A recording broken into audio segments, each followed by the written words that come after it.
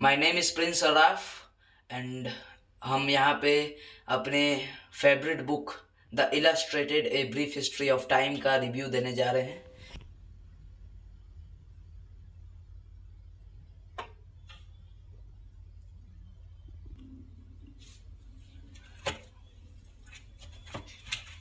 I am going to open this book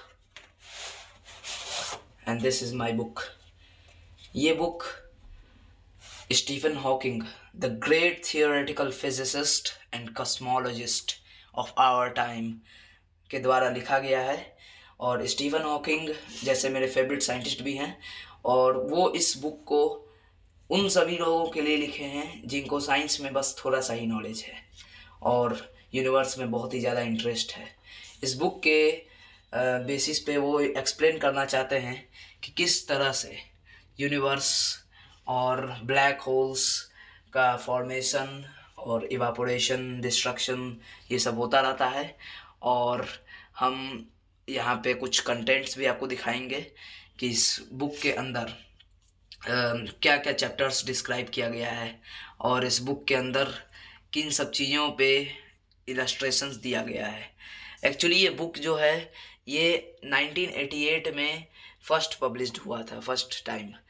तो ये जो बुक है ये 1988 में जब पब्लिश हुआ था तब उसमें इतने ढेर सारे इलस्ट्रेशंस नहीं थे, बट जब ये 2002 में जब लास्टली ये पब्लिश हुआ तब ढेर सारे इलस्ट्रेशंस यहाँ पे इसमें होने लगे। यहाँ पे मतलब कि इसको पब्लिश किया गया ये ढेर सारे इलस्ट्रेशंस को, ताकि रीडर को अच्छे से समझ में आ सके कि किस तरह से क्या चीज़ को डिस्क्राइब किया जा रहा है, फोटोग्राफिक मेमोरी बन जाए एक।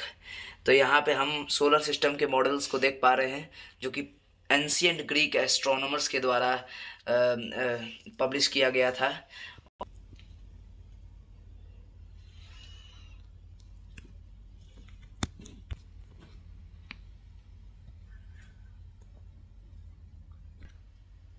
Actually, this book is recommended for readers who has very high curiosity in science. उन सब रीडर्स के लिए है ये बुक जो बहुत ही ज़्यादा क्यूरियस हैं एकदम साइंस के अंदर और एस्ट्रोनॉमी के फील्ड में एग्जैक्टली। तो इस बुक को बंतम प्रेस ने पब्लिश किया है 2002 में, और ये जो बुक है ये 1500 रुपीज़ की पड़ती है। हार्ड कवर कॉपी है जैसा आप देख सकते हैं, ये बहुत ही हार्ड है कवर इसका। और ये जो बुक है ये मेरे को तो डिस्काउंट करके 1040 रुपीज़ का पड़ चुका है। तो ये जो बुक है ये बुक एक्चुअली यूनिवर्स के ढेर सारे सीक्रेट्स और ब्लैक होल्स के ढेर सारे मिस्ट्रीज़ के ऊपर बेस्ड है इस बुक के अंदर। ये बुक जब ओपन होता है तो हम लोग को क्या दिखाई देता है, यहाँ पे ढेर सारी तारीफ़ें हैं।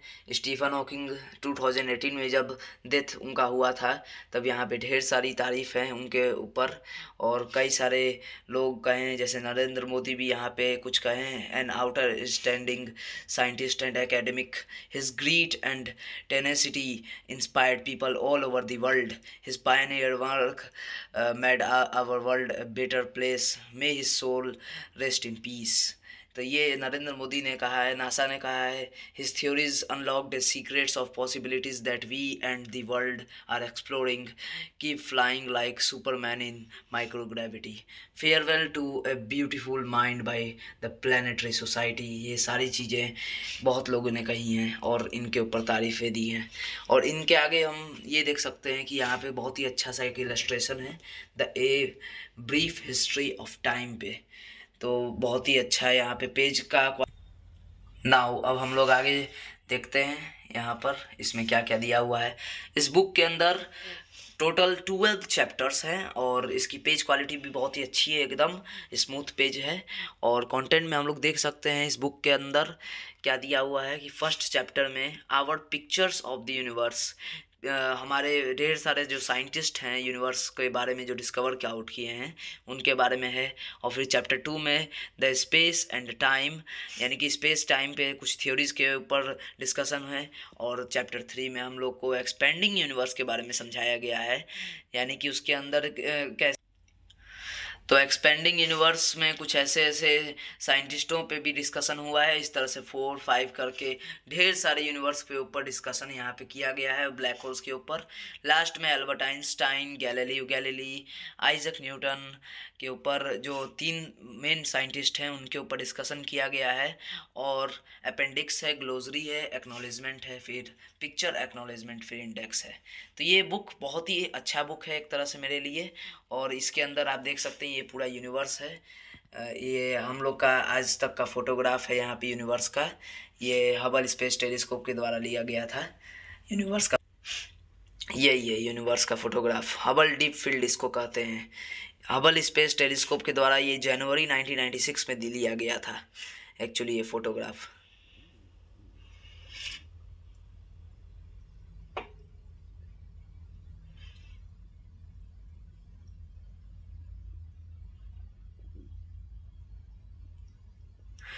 ये फॉरवर्ड है।